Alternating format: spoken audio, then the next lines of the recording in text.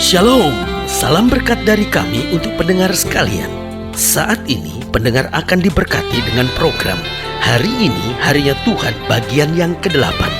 Sebuah program rohani tentang doktrin Alkitab yang menolong kita untuk semakin tertanam dalam kebenaran firman dan bertumbuh dalam kemuliaan. Bersama hambanya, Pendeta Gilbert Lumwendong, STH. Banyak orang merasa doktrin Alkitab sebagai sesuatu yang membingungkan. Tetapi tahukah saudara bahwa doktrin Alkitab intinya adalah memahami Alkitab dengan benar, dengan pemahaman yang sistematis, sehingga kita terus dapat tertanam di dalam kebenaran firman, sehingga kita terus bertumbuh di dalam kemuliaan Allah. Buka hati saudara sekalian untuk menerima berkat-berkat firman-Nya hari ini. Harta terbesar kita sebagai orang percaya adalah kasih karunia.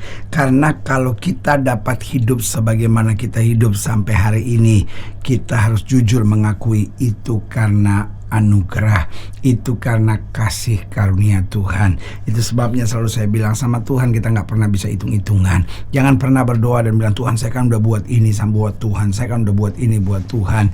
Tahukah saudara bahwa Tuhan sudah buat segalanya?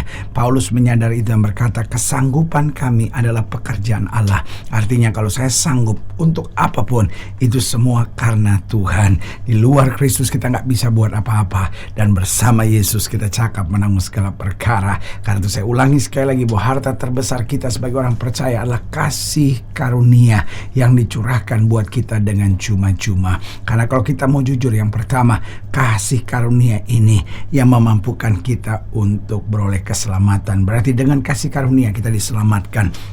Jelas Alkitab berkata itu bukan hasil perbuatan baik kita, itu bukan hasil amal ibadah dan jasa kita, karena kita diselamatkan hanya karena kasih karunia. Alkitab berkata amal ibadah kebenaran kita seperti kain larah, seperti kain kotor di hadapan Tuhan. Tetapi dengar baik, justru kasih karunia Allah itu yang mengangkat kita.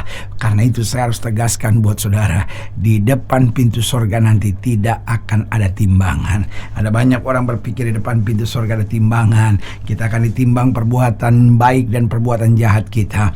Kalau berat perbuatan baik kita, kita layak masuk surga. Tetapi kalau berat segala perbuatan jahat kita, maka kita akan masuk neraka. Tahukah saudara, kalau itu terjadi, semua kita pasti masuk neraka. Tetapi syukur kepada Allah, ketika kita gagal, ketika kita salah, ketika kita menuju pada kebinasaan, Kristus mati buat kita. Dan jelas Alkitab berkata, barang siapa yang percaya kepada tidak binasa, melainkan beroleh hidup yang kekal. Berarti keselamatan kita hanya oleh iman, karena kasih karunia. Kristus membayar harganya buat kita dari kayu salib dan berkata sudah selesai. Itu sebabnya orang mempersembahkan darah binatang untuk menghapus dosa. Tetapi Alkitab jelas berkata darah binatang tidak bisa menghapus dosa. Darah binatang bisa hanya menutupi dosa, tetapi darah Kristus menyelesaikan segalanya buat kita. Jadi jelas, karena dengan kasih karunia kita diselamatkan. Yang kedua, dengan kasih karunia kita juga doa kita dijawab. Berarti doa kita dijawab bukan karena baiknya kata-kata kita. Ada banyak orang yang baik sekali dalam merangkai perkataan doanya, dan itu luar biasa. Tetapi perlu saya tegaskan bahwa doa tidak dijawab berdasarkan baiknya perkataan, sehingga tidak ada satu orang pun yang sebetulnya harus berkata saya tidak bisa berdoa. Karena setiap kita pada dasarnya bisa berdoa, dan doa kita dijawab Tuhan bukan karena perkataan yang hebat, bukan karena lengkapnya subjek, predikat, dan objek dalam kalimat-kalimat doa kita, bukan karena indahnya puisi kata-kata doa kita, tidak. Tetapi doa kita dijawab karena kasih karunia di dalam iman. Waktu kita beriman dalam doa kita, maka bahkan kadangkala kita berdoa tanpa perkataan sekalipun, hanya air mata yang mengalir, tetapi kasih karunia itu yang memampukan kita untuk menerima jawaban doanya. Haleluya. Dan yang ketiga, karena dengan kasih karunia kemenangan terjadi bagi kita. Kemenangan terjadi bagi kita bukan karena kehebatan kita, bukan karena pengalaman-pengalaman dahsyat dalam hidup kita, tetapi karena kasih karunia. Alkitab jelas berkata, sekarang aku tahu Tuhan memberi kemenangan kepada orang yang diurapinya. Artinya orang-orang yang mendapat kasih karunia Tuhan itu akan beroleh kemenangan yang sempurna. Haleluya. Dan yang keempat, saya pelajari dengan kasih karunia kita akan terus disempurnakan. Alkitab berkata dengan tegas, sampai kita dijadikan segambar serupa dengan Dia dalam kemuliaan yang semakin besar. Haleluya. Selamat datang dalam program kita hari ini, Harinya Tuhan. Sebuah program rohani yang kembali mengingatkan kepada kita betapa pentingnya kita menjadikan firman Tuhan sebagai dasar keseharian hidup kita. Karena selama kita menjadikan firman Tuhan sebagai dasar keseharian hidup kita, langkah-langkah ke depan kita penuh dengan kepastian, kemenangan, berkat, mujizat, dan perkara-perkara besar. Haleluya. Dan dalam program ini kita secara khusus sedang membahas tentang kasih karunia, karena itulah inti dari hidup kekristenan kita, dan bahkan itu harta terbesar kita sebagai orang percaya, bahwa kita memperoleh kasih karunia. Kasih karunia ini yang menyelamatkan kita, kasih karunia ini yang memampukan doa kita dijawab, kasih karunia ini yang menuntun kita pada kemenangan, dan kasih karunia ini yang membawa hidup kita untuk senantiasa terus disempurnakan. Haleluya. Nah, saudara gue yang kasih dalam Tuhan, dalam pembahasan kita tentang kasih karunia, kita mau sama-sama belajar dari Kejadian pasal 43. Kejadian pasal 43 mulai dari ayat yang ke-24. Kejadian pasal 43 mulai dari ayat yang ke-24. Terus akan kita bahas sampai ayat yang ke-34. Kejadian pasal 43 ayat yang ke-24. Terus akan kita kupas sampai ayat yang ke-34. Nah, Kejadian 43 ayat 24 sampai 34 ini demikianlah firman Tuhan. Setelah orang itu membawa mereka ke dalam rumah Yusuf, diberikannya air supaya mereka membasuh kaki, juga keledai mereka diberinya makan. Sesudah itu mereka menyiapkan persembahannya, menantikan Yusuf datang pada waktu tengah hari, sebab mereka telah mendengar bahwa mereka akan makan di situ.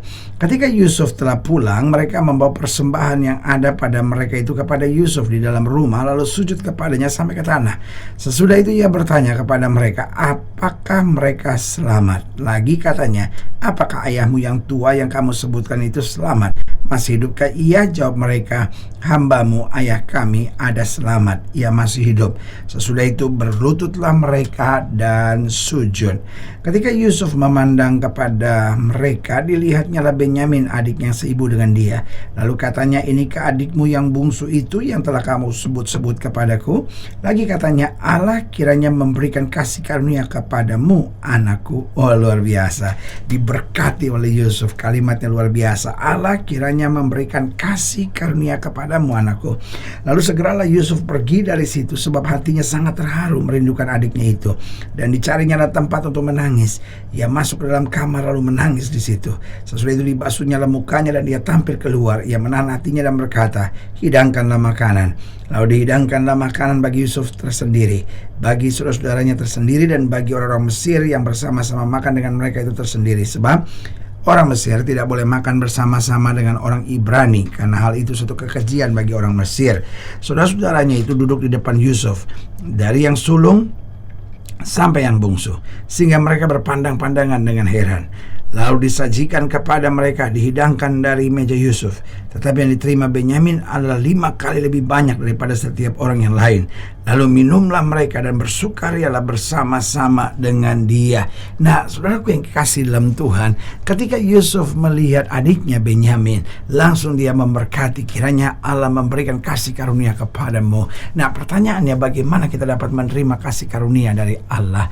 Yang pertama, jelas dengan membuka hati. Saudaraku yang kasih dalam Tuhan, kita nggak bisa berbuat apa-apa, kita nggak bisa kerjakan apa-apa, dan kita nggak perlu kerjakan apa-apa untuk mendapat kasih karunia, karena kasih karunia Allah sudah sempurna. Ketika Yesus mati di kayu salib, dia berkata sudah selesai. Apa yang dia selesaikan? Salah satunya adalah hak untuk menerima kasih karunia bagi setiap orang yang percaya. Jadi tugas kita cuma sederhana, membuka hati. Tugas kita untuk menerima, karena segala sesuatunya sudah disediakan. Jadi bagaimana kita menerima kasih karunia? Yang pertama dengan membuka hati, yang kedua dengan memberi respon positif atas panggilan dan pilihan Allah dengan iman kita. Nah, ini penting, karena pada dasarnya kita bilang banyak yang dipanggil, sedikit yang terpilih. Nah, siapa yang terpilih itu adalah orang yang meresponi panggilan itu, orang yang meresponi pilihan Allah itu. Dengan apa? Dengan imannya, bukan sekedar dengan perbuatan, dengan imannya dulu. Nah, baru iman itu yang akan menghasilkan perbuatan. Kita nggak bisa berbuat dulu supaya iman kita bangkit. Kita meresponi dulu, maka iman kita akan diteguhkan. Karena Alkitab jelas berkata, bukan kamu yang memilih aku, tapi aku yang memilih kamu. Berarti berarti mulainya dari Allah. Kita hanya tinggal meresponi positif dan berkata, Tuhan saya siap, Tuhan saya mau, Tuhan saya menjalani setiap yang Tuhan suruh saya untuk melakukannya. Ketika kita meresponi dengan respons yang positif panggilan dan pilihan Allah, maka kita berhak untuk memperoleh kasih karunia. Jadi yang pertama, bagaimana kita menerima kasih karunia? Dengan membuka hati. Yang kedua, dengan meresponi panggilan dan pilihan Allah secara positif dengan iman. Lalu yang ketiga, dengan hidup dekat padanya. Karena makin kita menjauh, makin kita hancur. Tuhan gak suruh kita berbuat apa-apa untuk menerima kasih karunia, tapi cukup mendekat kepada Kristus. Sehingga dengan mendekat kepada Kristus, segala kehendaknya dapat kita nikmati dan dapat kita praktekkan dalam kehidupan kita. Haleluya. Dan yang keempat, bagaimana kita menerima kasih karunia itu? Dengan selalu memandang anugerah Tuhan yang sempurna. Artinya, kalaupun kita jatuh, kembali bertobat. Pandang anugerah Tuhan yang sempurna. Karena dengan memandang anugerah Tuhan yang sempurna, kita akan makin kuat, kita akan makin setia, kita akan makin sungguh-sungguh. Karena kita bisa gagal, tapi Tuhan tidak pernah gagal dalam kehidupan kita. Haleluya. Nah, saudara gue yang kasih dalam Tuhan, jika saudara ingin dilayani lebih jauh, hubungi kami melalui telepon, hubungi kami melalui surat, kunjungi website kami.